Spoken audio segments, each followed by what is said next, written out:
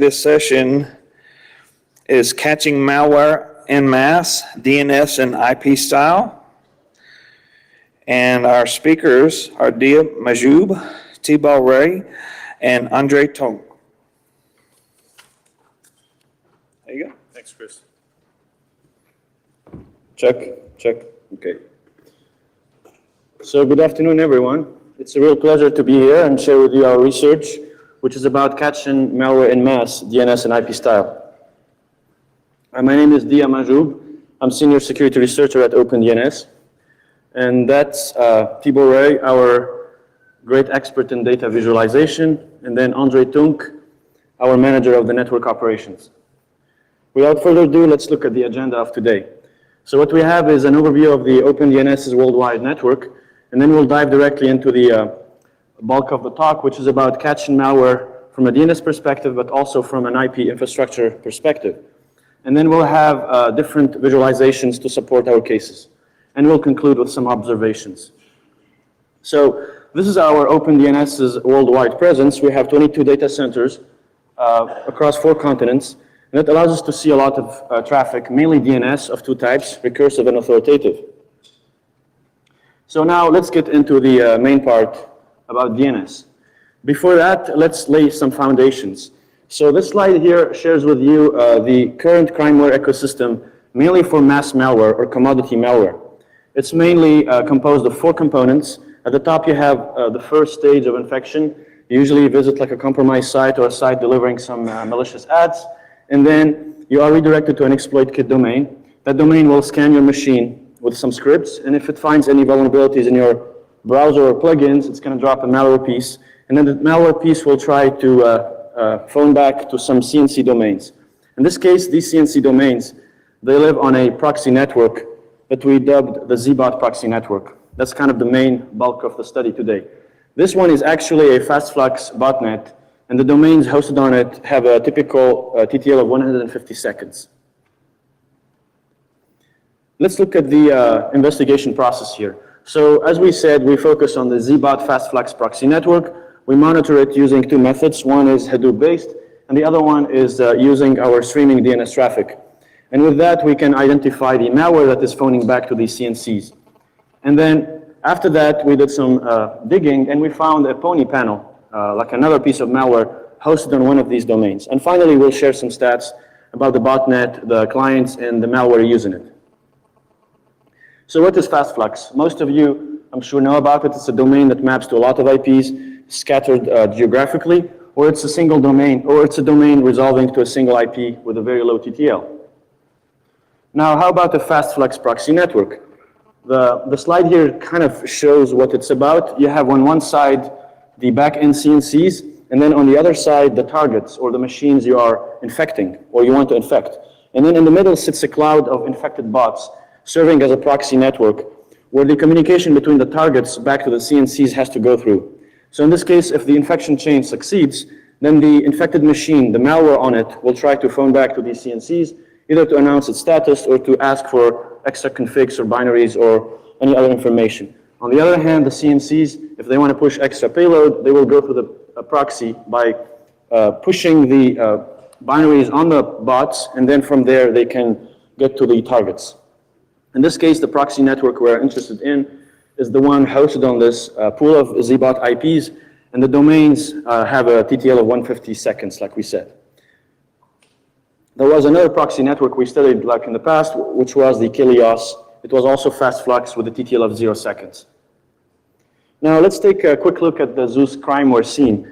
So Zeus, as you know, is a very advanced crimeware toolkit.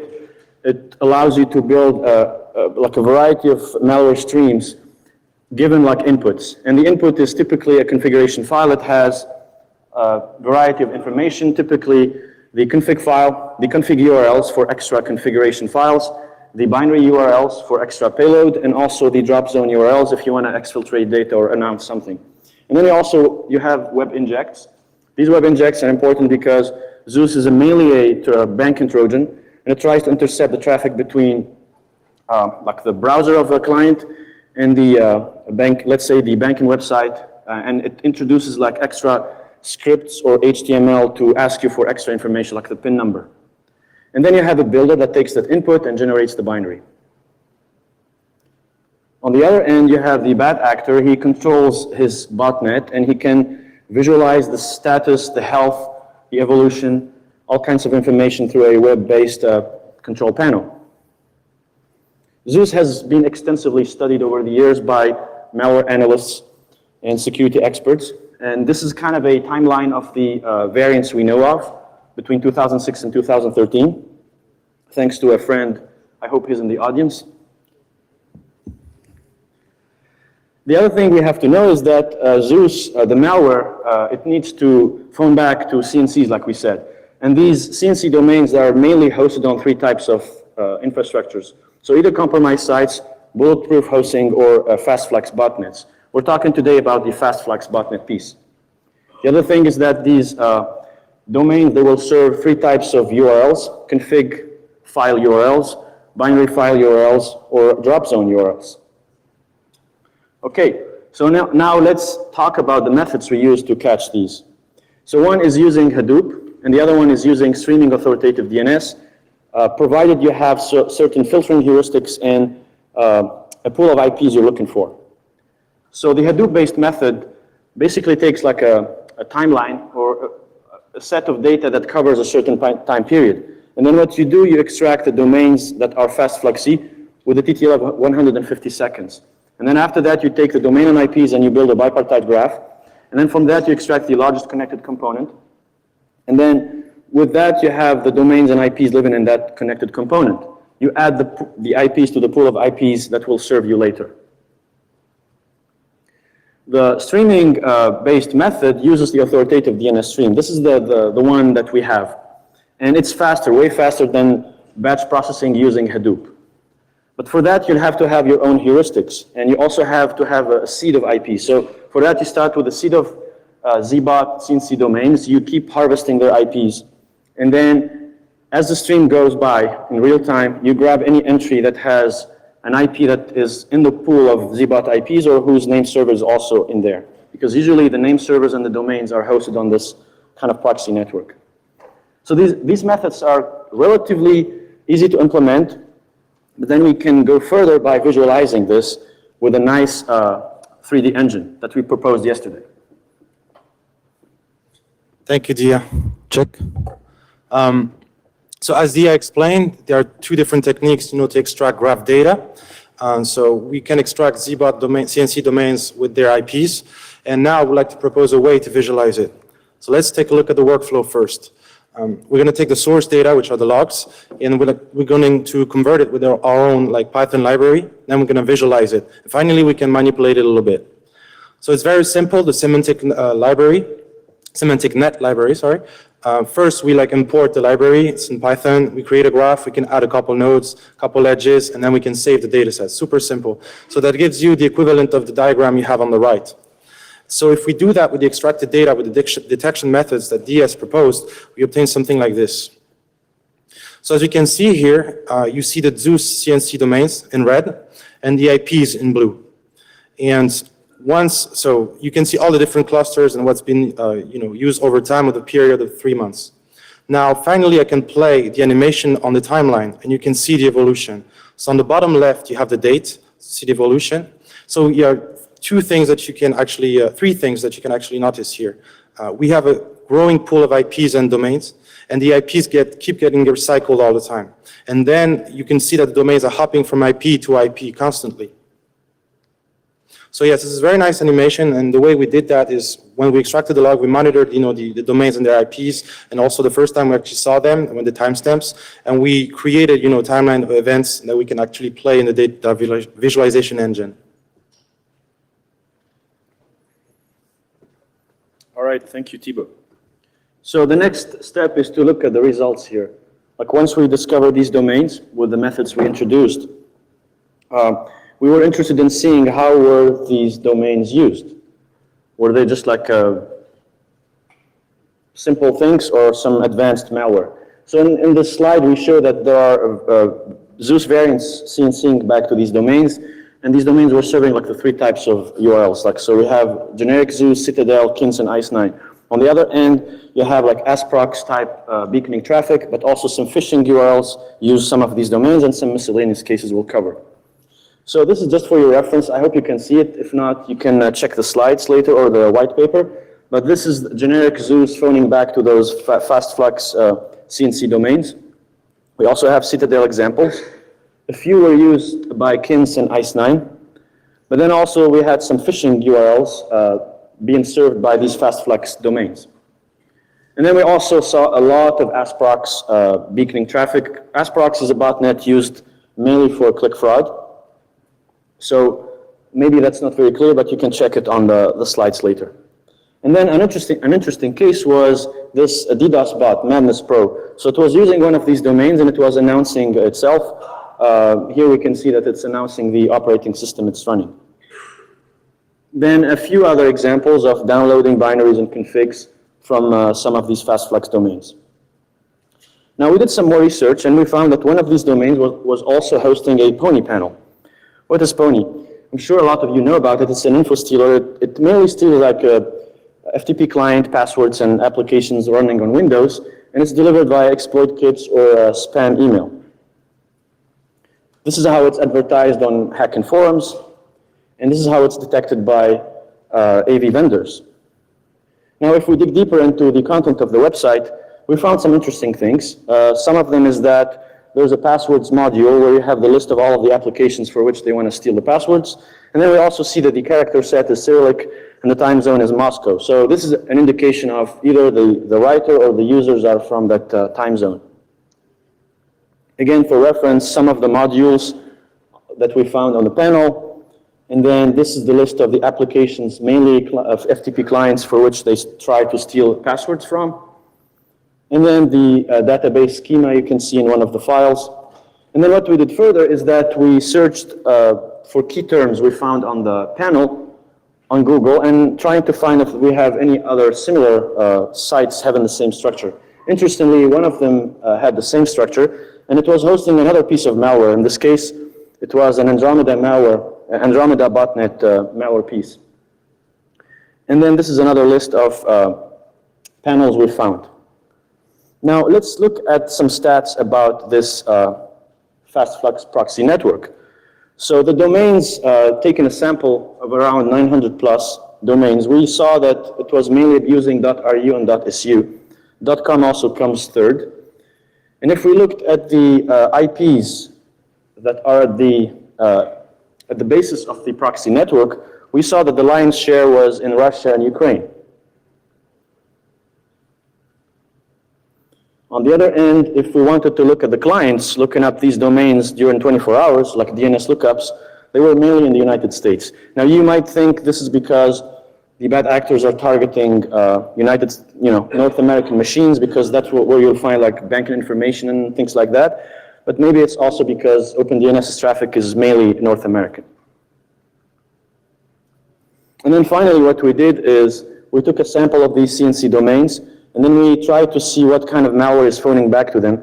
And with no surprise, Zbot was at the top of the list, and then Upatre was the second one. Upatre is a downloader for extra payload, and it has been involved in dropping Zeus Game Over as a second stage infection. As a conclusion, what we shared with you was basically that the Zbot fast flux proxy network is quite versatile. So everyone knows about FastFlux. It's been around for a while, but what we found out here is that it's very multi-purpose. A lot of malware families still use it, and it's serving all types of Zbot or Zeus URLs. Then the other interesting thing is that the TLDs most abused are .ru and .su. Moreover, the bots are mainly in Russia and Ukraine. So we see this kind of Russian connection here prevalent. And then at the end, we saw that the targets were mainly in the United States. Thank you, Dia. That was an amazing description of the DNS style. Now, can you tell us a little bit more about the IP style? Sure. So to complete the first part, I'd like to answer you, Thibaut. So for that, we have mainly two parts. The premise of all of this is that IP-based reputation systems that are used for detecting malicious domains or IPs They assign like scores to IPs, network prefixes, or ASNs by just counting the number of domains or IPs hosted on these entities. That works. But in this case, we wanted to push that further and take an innovative approach. For that, we wanted to enrich that method by looking at different granularity. So in this case, we looked at the granularity smaller than the BGP prefix, which is sub-allocated ranges. On the other end, we wanted to look at another perspective of the ASN kind of entity, which is the ASN graph topology. And with that, we found some really interesting things. So let's start with the sub-allocated ranges. So the investigation process goes like this. We monitor domains and IPs, and then we study the sub-allocated ranges where these IPs are living, and then we do fingerprinting of these IPs. With that, we were able to study over time the TTPs of the bad actors, the way they use the infrastructure and the way they time their attacks. Pushing that further, we were able to predictively block IPs destined for attacks, and we could also generalize this to a variety of attacks. And over all of this period, we were able to see how the bad actors were shifting in their behavior. So for that, we'll take an example, which was the nuclear exploit kit domains and how they were hosted a few months ago. So for several months, back in summer and fall of 2013, OVH Canada has been the most abused one. So in that case, we saw a small number of customers reserving these sub-allocated ranges. When I say sub-allocated ranges, I mean like /28, /29, /30, that are within like large prefixes. And then these IPs were exclusively used for these attacks. And then the IPs were brought online in bulk, like in the whole contiguous chunk was brought online at the same time. When they got a lot of heat from security researchers, the actors behind this shifted to a Ukrainian host and provider. And in that case, they changed their behavior. So in this case, they shifted from the errand space to the ripe space. In the errand space, we were able to use the whois to figure out the customer reserving these IPs. Whereas in the ripe space, the information was scarce and you were not able to figure out the customer. The other thing that changed is that the IPs are now brought online one at a time or in random fashion. So again, you can sense an invasion feel here. This lasted for 7 days. And then they shifted to another provider in Russia. They kept the same behavior here for 7 days. And then after that, they went back to OVH Canada, but in this instance, they changed one of the features of the behavior, which was now they're using recycled IPs. So IPs that have hosted old content, benign content. And again, you can think that this is a way to evade IP reputation systems if they can kind of figure out the heuristics used by security researchers. However, all of this time, the name servers of the nuclear exploit kit domains, they were still hosted on OVH IP space. So we might think that, okay, the bad guys or bad actors were thinking it's less likely to prove, it's more difficult to prove that the name server is malicious than to prove it for the nuclear exploit kit domain itself. Because in the domain itself, you can grab the landing page and the URL and you can figure out that it's serving that specific exploit kit. So we can see here that there's like they're quite smart in the way they shift and approach their business. Now this animation is quite interesting. It's basically a timeline view over several weeks, and we see the nuclear exploit kit domains popping in a firework fashion on single IPs. So you have a lot of ephemeral domains popping for a few minutes or hours, serving the attack and then disappearing, and they are never used again. The IPs also are never reused. We published a blog back in February about this, and then we also took takedown operations with the Malware Masse group to decimate a lot of these nuclear exploit kit domains. Now, having done that, the next step was... What's your prediction for the fight? Prediction? Yes, prediction.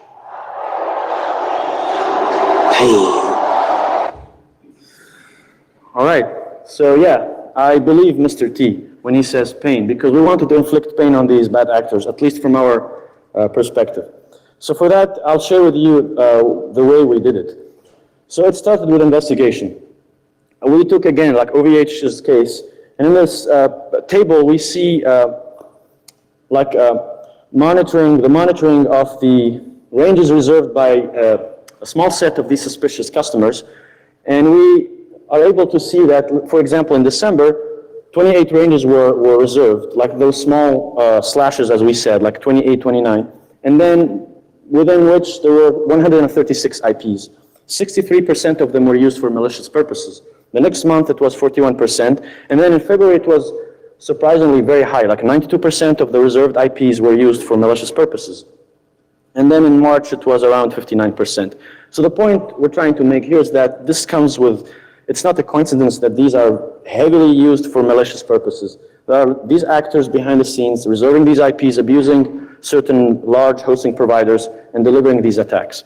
Now, these IPs were used for serving three types of attacks: the nuclear exploit kit domains, the name servers of the domains, and also browser-based ransomware. Now, the interest of this approach can also be revealed by looking at the alternative. So let's say if we took all of those IPs and only looked at the BGP prefixes, we will see that they live in four major ones. And this granularity is very coarse. Like, you cannot tell much from just like a huge /17 or 18 or 19. Whereas in this case, we can narrow down our view and we can see that there's a high percentage of usage of these very small chunks of IPs reserved by the same guys. Now, the other novel approach we adopted was to fingerprint these IPs. As we were detecting them by looking at the reservation patterns, we also fingerprinted these IPs. So the two chunks we see there are the Ukrainian and Russian ones, and we can see that they share the same server setup. This is, again, it's no coincidence. Same with OVH, same server setup. And this was the same for both the domains and the name servers. Now, combining all of these indicators we described, we were able to generalize it across other attacks, and we were able to block or quarantine these IPs before they start hosting domains. So you don't have to wait until you see the domain in your traffic. By using these indicators and identifying these IP ranges, you can block them or quarantine them with a high likelihood that they will be suspicious. Now, doing all of this, as we said earlier, we were able to monitor and watch how the bad actors evolve in their TTPs. So one growing trend we noticed was the injection of malicious subdomains under compromised domains. The investigation process was like this.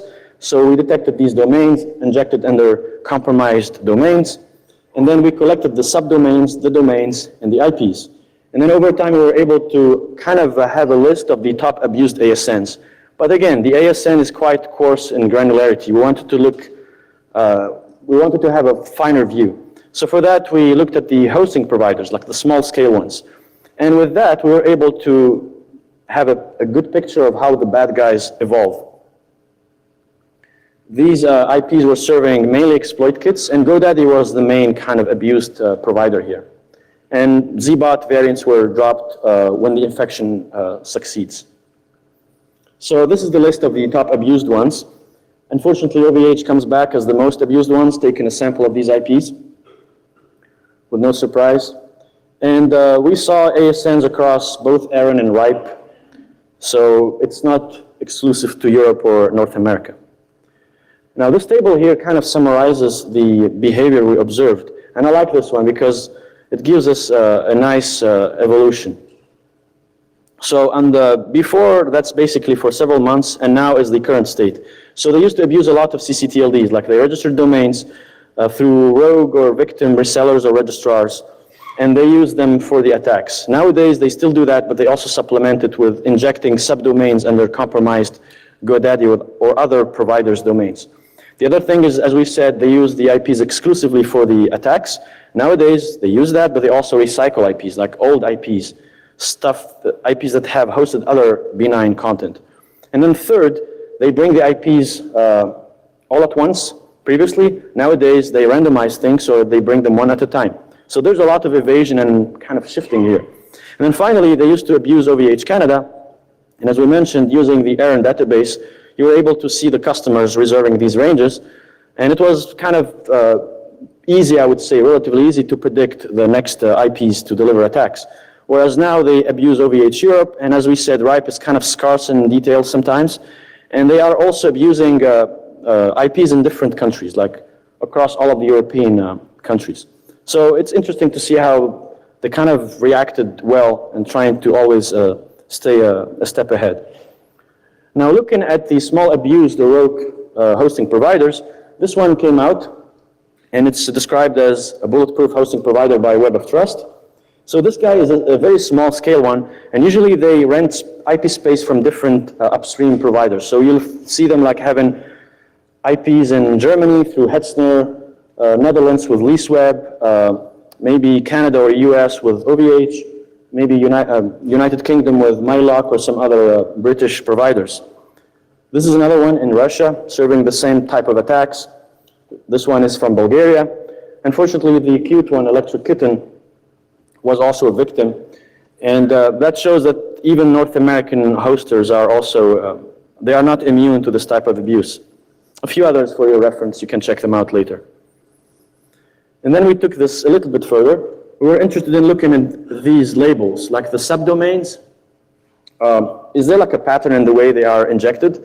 And we took like a large list of these malicious subdomains, and we found out that there were a few that were really, they were like highly used. So police and alert police happen to be used for browser-based ransomware attacks. It's the case where you get a web page loads in your browser telling you, hey, you've been looking at some weird content and you'll be chased by the FBI or the local police if you don't pay a ransom. It's quite benign because you can just like kill the browser or disable scripts.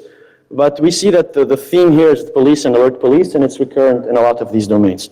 However, for the rest of the domains, they were mainly kind of random, but they were still being taken from English dictionaries.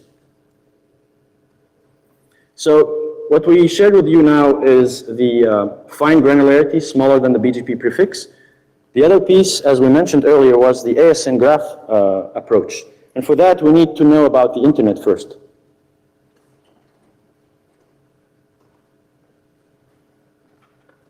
Yeah, let's use this. Okay, so the next section, we're going to talk a little bit more about how we can use relationships on the internet between different prefixes, different ASNs, and so on and so forth to sort of predict where malware is going to be hosted. But before that, we need to make sure we're all on the same page and make sure that we fully understand how the internet works, because everybody has a different understanding. For example, if I ask my dad what the internet looks like, he'll probably look in the corner of the living room and point to that little black device. It's a cable modem or a DSL modem, right? If I ask a sales guy, he'll probably draw a cloud and pretty pictures and stuff like that. Then I walk on to the next room and I ask our IT guys what the internet looks like, and they probably start to giggle, and it reminds them of this one episode of the IT Crowd where they got to borrow the internet for a day, and it was a magic black box with a blinking light. And as you can see, there's no wires, it's all wireless. It's pretty cool, but you know, the internet's no magic black box. In fact, it's actually quite pretty if you wanted to draw it. It's a graph, it's a network of networks, and this is one picture of the internet. Basically what we're looking at here is each dot in this graph is an autonomous system. And an autonomous system is basically a collection of networks under the administrative control of one organization. So for example, OpenDNS with many servers and prefixes is one autonomous system. Facebook is one, Microsoft is one, so on and so forth. Each autonomous system is identified by a number. So sometimes you hear the term ASN, which stands for AS number. So for example, OpenDNS is 36692. These are just numbers assigned to you by Ripe, Aaron, etc. And then each autonomous system, each dot in this graph announces one or more IPv4 or IPv6 prefixes. So we have this big graph, they're all connected to each other, because obviously if you're just one autonomous system, you're not really an internet, you're a network, but you're not connected to the rest of the network. So you need to be connected to at least one other provider, typically a service provider, or you know, in a better case, you're connected to multiple of them. And then each autonomous system announces one or more prefixes. So now imagine that you're on like the left-hand side of this graph and you need to go to the right-hand side because that's where Google lives or Facebook. You need to figure out how to get there. And that's where BGP comes into play. BGP is the routing protocol used on the internet, and it's used to announce which prefixes exist and how you get there. And basically, you can build this graph. Your routers build graphs based on this data, and now you can find a path through the network. So we use that data to basically build a large graph of the internet and study the relationships. We use our own data, like we have 25 data centers, 23 data centers worldwide. where we get data. We have several service providers there. We do peering, so we have lots of feeds coming in. But we also use publicly available data, route views, RIPE, BGPmon, and so on and so forth. There's a few listed here. Just for your interest, there's roughly 500,000 BGP prefixes out there right now, and about 46,000 ASNs on the internet today. So you can imagine it's a pretty big graph with lots of relationships.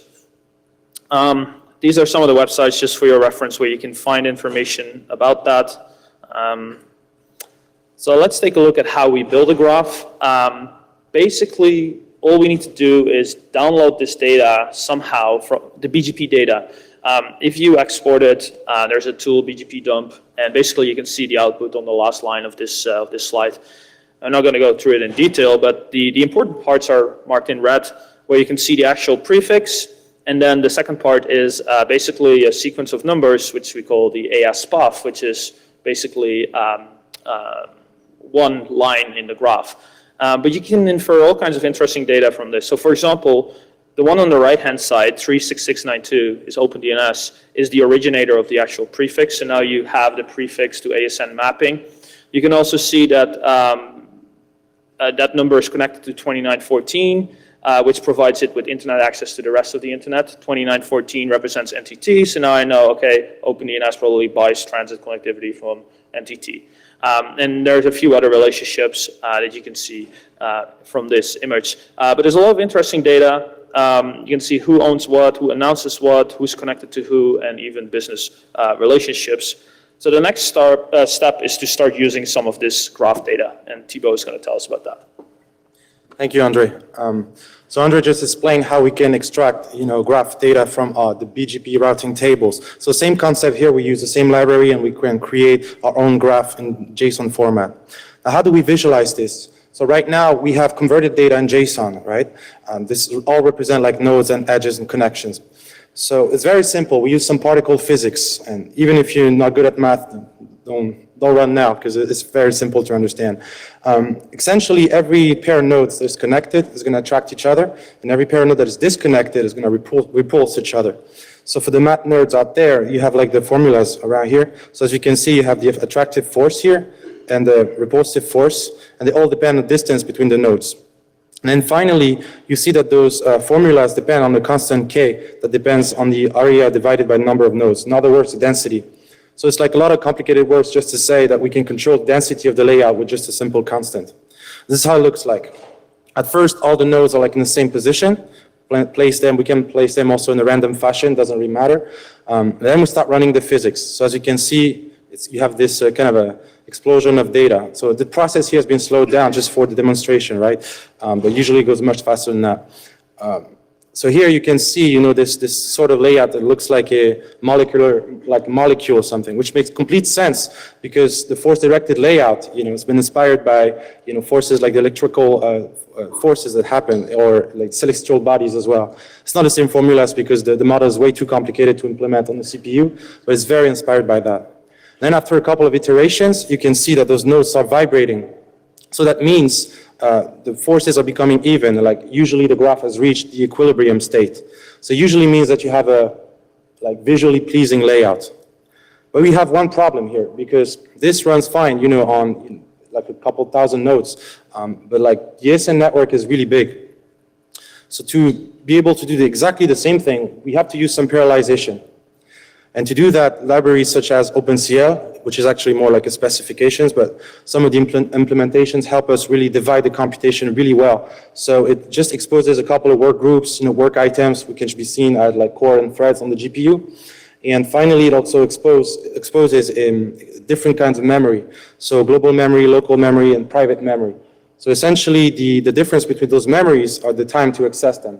So private memory is very fast to access. It's like located in the core and threads. So it's like almost like registers, right? And the global memory would be this large chunk of memory that everybody can access. So there's essentially like a trade-off between the time to access the memory and also the ease that you have to access it. Now, one very important point is, why do we do this? Like, you're looking at the picture, you're like, okay, that's pretty cool, but why do we want to do that? So the first point is like the layout is data-driven versus user-driven. As you can see, the layout depends on the forces, and the forces depend on the connections and the edges between the nodes. So the resulting layout is only going to depend on data structure that you had originally. It is much closer to what I like to call the natural shape of the data structure. And we can take huge advantage of the GPU for acceleration. Nowadays the GPUs have become insanely good at doing like vectorial computation. So it would be a shame not to take advantage of that. And finally, main point, humans are so much better at processing shapes and color. We're going to see that in a second. So I'm going to show you a little bit of the process. So here we start, on this OpenCL view. Everything is like looks like a big mess at first. All the nodes, all the ESN, all the nodes that you see here represent the ESN nodes. So yeah, at first everything is in bulk. It doesn't really make sense. And then we're going to start running the iterations on OpenCL. So as we've seen in the second on the video, there you go. So as you can see, it's a pretty heavy process. That runs on the NVIDIA GTX 550, which is like a graphic card is like around 3-4 years old, almost equivalent to what you have in a MacBook Pros, the recent ones. So these are the first iterations of the process. Now I can also mention that this layout is not really supposed to be eye candy, right? It's completely based on performance and stuff like that. So you don't see the edges here, only the nodes. And that runs for an hour. After an hour, we get something like this. So as you can see here, the cluster are very apparent. I'm going to let Andre describe it in a minute because his expertise is much better than mine. But essentially what you can see at first glance is that the internet has, the ASN network has a very, very densely connected core and like a lot of peripheral nodes around.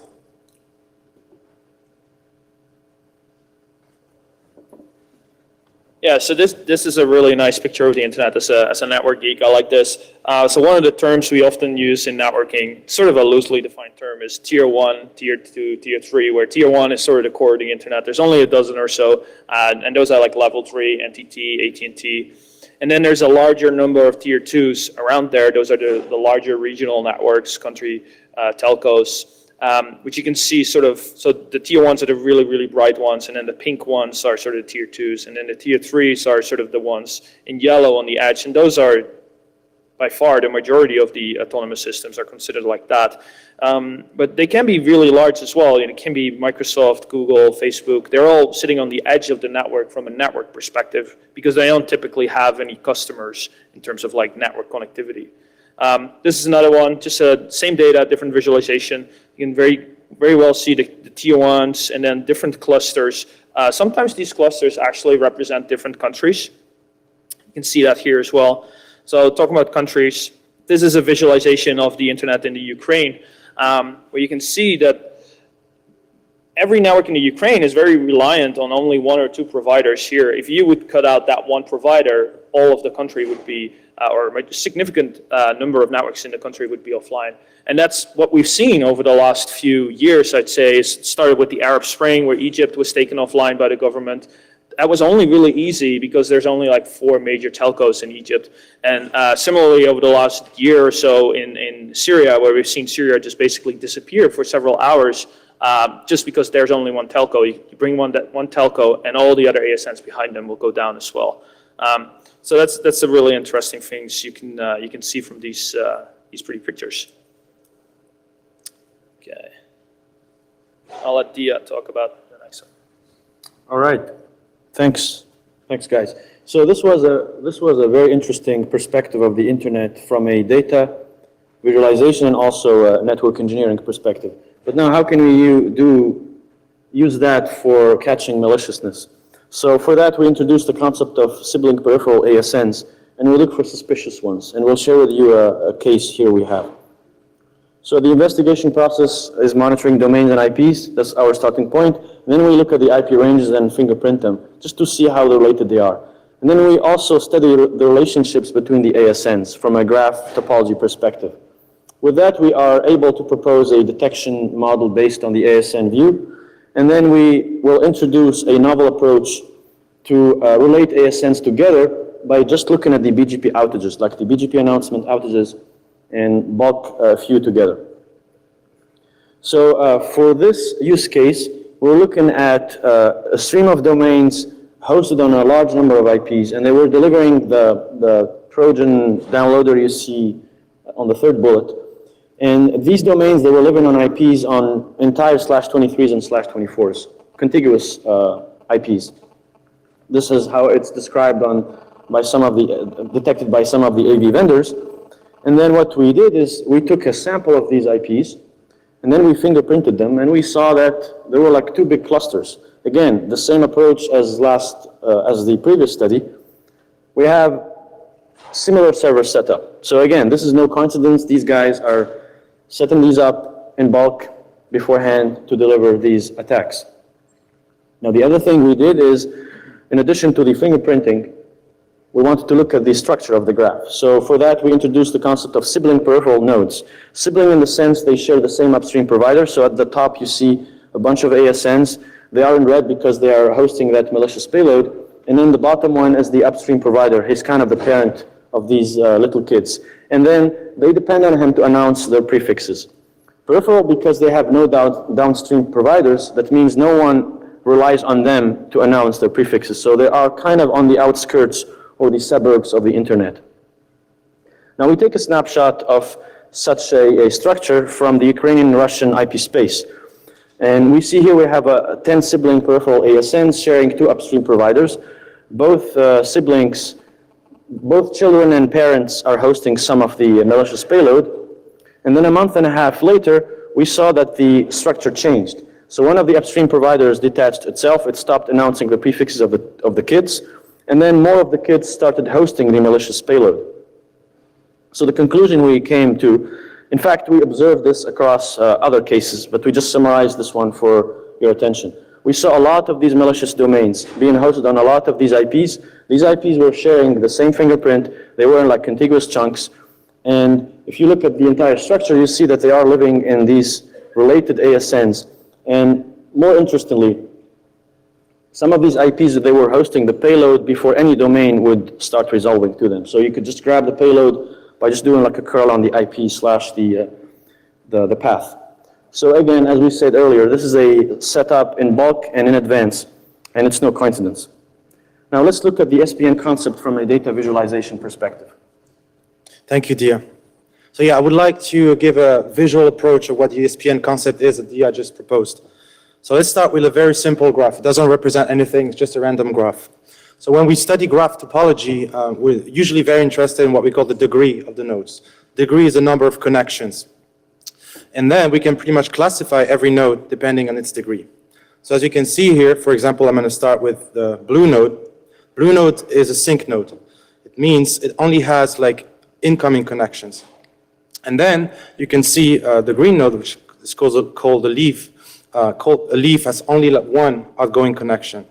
Then finally, you can see the red ones who are the source nodes. These are only ones who have two or more outgoing connections. And the rest, the white nodes, are like pretty much other nodes that don't really respond to those criteria.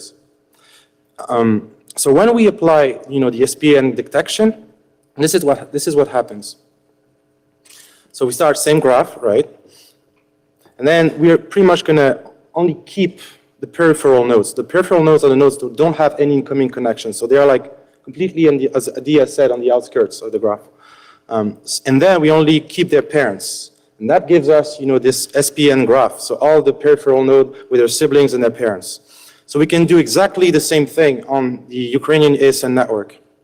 And this is what it looks like. So the same data set as before, right? The same Ukrainian ASN network. So what you're looking at here is pretty much when I activate, the edge LOD filter on the left, you're going to see the difference between, before and after the extraction. So what we see here is pretty much we completely remove and completely prune the core of the graph. We only keep kind of at the suburbs of the graph. This is what we're interested in this SPN model. Then finally, you can propose or select a couple of candidates, like this one, for example. You see a couple of leaves all together, and they're connected to the same parents. Same successor in graph theory terms. And this is like a potential candidate for our detection model. Now, the thing that you may think right now is there are a lot of candidates in this huge, Ukrainian ASN network. So a better approach to do that is to start with an ASN that is known as malicious or like suspicious, and detect if it has potential like siblings with the same model.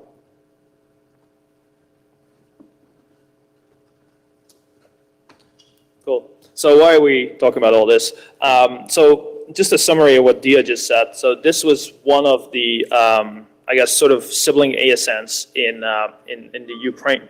And all the ones with red dots were basically hosting the same identical malware. But the other interesting part was that the fingerprints of these machines were basically all identical. Which is interesting because normally, as we just said before, autonomous systems are typically owned and operated by one administrative domain.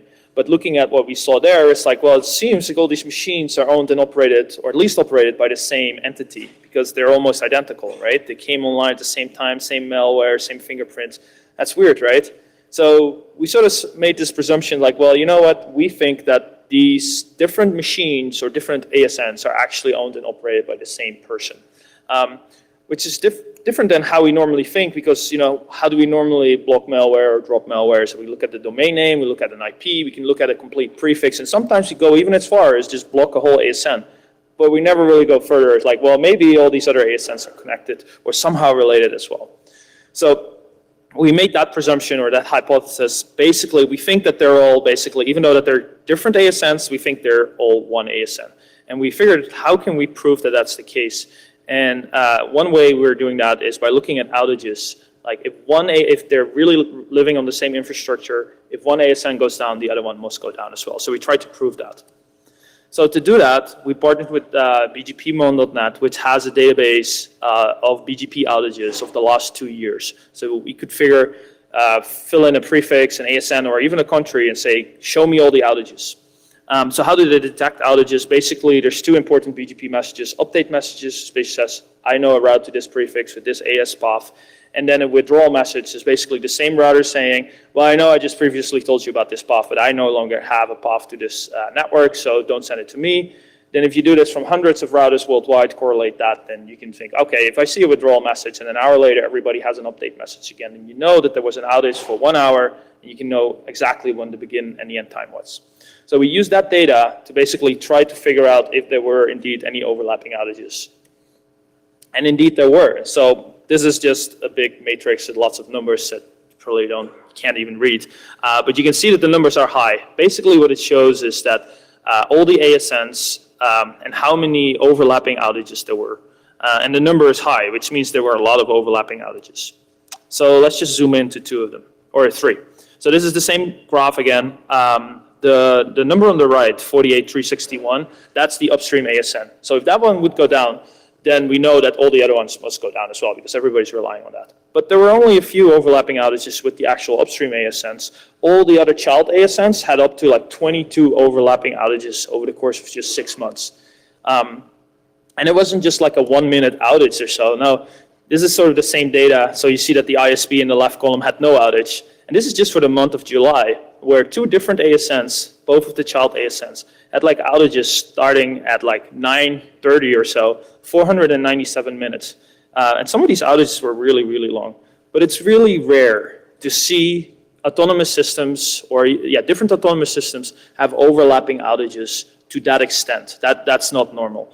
So I think it's sort of proved the presumption that we made. It's like, yeah, these guys are definitely relying on the same infrastructure. And I think they're probably the same guys. But what we can say is they're relying on the same infrastructure. They could be in the same data center, maybe relying on the same power. They could be on the same routers, switches, we don't know. Maybe the switch goes down, everyone else goes down. But you could even say, maybe they're even on the same hardware, the same physical machines with different IP addresses representing different ASNs, but they could be on the same hardware. Whatever it is, they're most likely the same guys hiding behind different ASNs. And we're going to use that same data to now find, if we know a bad ASN, we can within a few seconds find other ASNs that had similar overlapping outages and start zooming in to them. So it's a pretty unique and cool way to find other suspicious ASNs. Thanks, Andre. So yeah, that was like a novel approach to use BGP outages that confirmed a lot of the things we saw from different perspectives. So in conclusion, what we shared with you was the way some of the ways we catch maliciousness from a DNS perspective and IP perspective. The DNS part was focusing on the ZBot Fast Flux proxy network and how it's used by different families of malware. And then from the IP perspective, we looked at different granularities like the sub-allocated ranges, fingerprinting, but also the ASN graph topology. We also saw that trend of injecting malicious subdomains under compromised domains. So we see a lot of trends here changing on the side of the bad actors. And with this, we were able to predict most of the time the IPs being used for attacks. Most importantly, we open sourced this week our novel 3D visualization engine, and we really invite you to use it, to contribute, and to share it with the community, because it's an amazing tool that we believe can add a lot to the security community and the way we catch bad things. Thank you for your attention.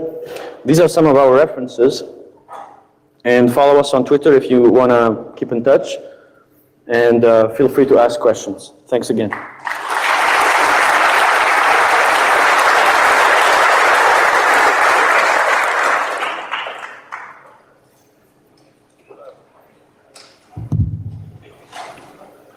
So the belief propagation that you're doing across your graph seems to use a binary variable, presence of malware. What if the adversaries force you into a continuous variable space by, for example, routing Tor traffic through their ASNs, and so there are legitimate actors that you might not be comfortable blacklisting by applying your graph control? What's the defense then? Have you seen anything about Twitter? Sorry, Tor. Meaning, your graph colors are based on a binary variable. There was malware on this IP or this ASN. So what if it's a non-binary variable? What if we can? What if an attacker says, "Fine, I'll route some good traffic through here," and now you've got users who are being affected by your actioning model based on the ASN linkage? Yeah, I'm not sure if I fully understand what you're saying. Basically, you're saying, what if I can force traffic through a certain ASN by source routing or BGP injection? Yeah, or using Tor and saying, hey, I'll just set up some exit nodes on the ASNs that you're targeting. And there are good users who are legitimately doing that, and so they can induce false positives that your model will now punish. I think we didn't really look at how it's routed. We're primarily looking at who is originating and hosting the data. Right, what I'm getting at is, though, you've got a black-white binary coloring belief that you're propagating through the graph. What if they can make it gray? Yeah, I'm not sure if I fully understand. Yeah, I couldn't hear you very well earlier. But yes, so you're saying if you might, you assign like some kind of a score to the ASNs or to the edges linked in the ASNs? On the vertices that you guys are coloring as having problematic traffic, you're saying we observe malware coming from here, and then we're propagating across the edges that you're connecting through through DNS and IP data.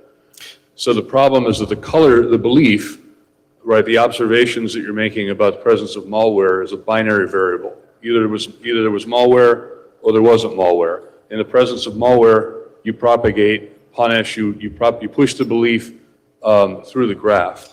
What if the belief itself is undermined by an attacker who says, fine, I'm going to return the pain to you, and now it's not all bad or all good, it's bad mixed with good in a way that you're not willing to accept? How do you defend I see adaptation? I see the case you're describing. In fact, we did not implement that, so we're not saying the maliciousness propagates in the graph we had.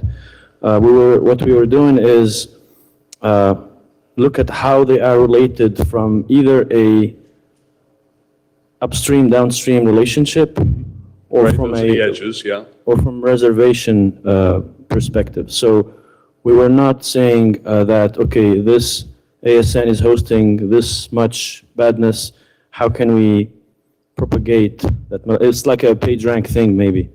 Or Sure, but your action model, right? What you then do with the observation that this particular node in the graph is a problem is you blacklist it entirely. well, I don't think we block the whole ASN, right? We just use it as a metric and like, hey, this ASN is weird. There's something going on. And because there's so much address space out there, that you need to start somewhere. So we use this method to just find suspicious ASNs and then start zooming into that AS number, like start fingerprinting all of it, start taking a close look at all their DNS data, and so on and so forth. But we don't block a whole ASN. Okay. I hope that answered, but Yeah, maybe we can do Other it. people have questions. Yeah. Thank you.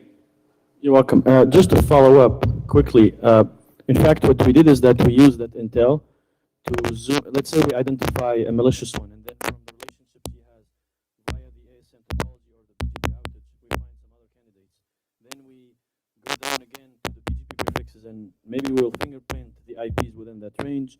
And if we find some that are like small ranges reserved by the same guys, so it's kind of you start from a point, you go up, and then you zoom down, and so it's kind of that movement of granularity that goes fine to coarse, down to fine, and so we don't say with, it's not like saying this is bad, just block the entire thing.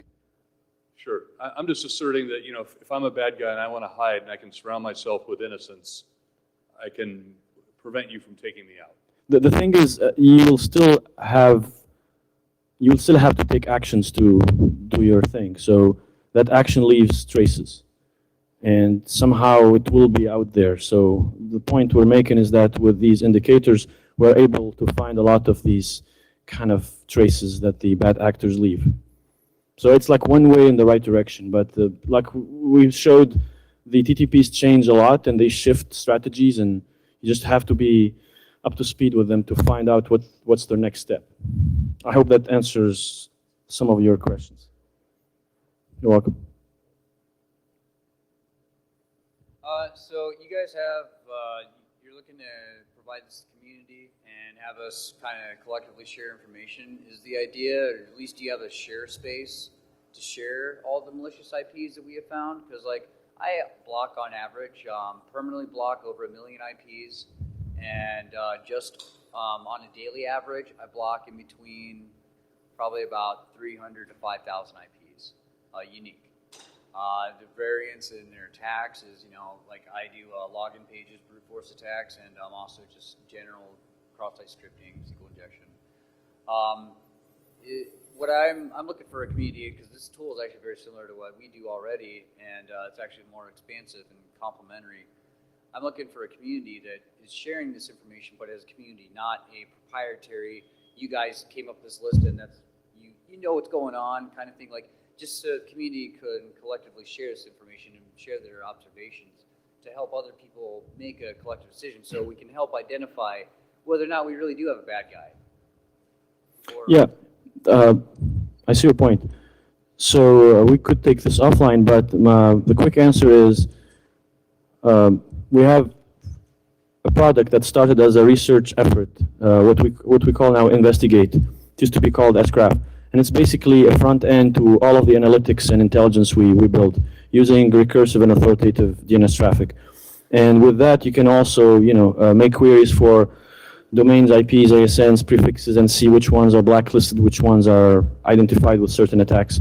So we offer access to researchers by, you know, talking to us offline, but also we offer that as a service, as a product. So certain customers will require that service where they can do like bulk API lookups for like hundreds of thousands of domains a day or like per hour. And we give them back all of the scores and indicators we have about those entities they're asking questions about. So yeah, we could figure something out either from a research perspective or from a product perspective. cool, thank you. You're welcome. Any more questions? Thank you.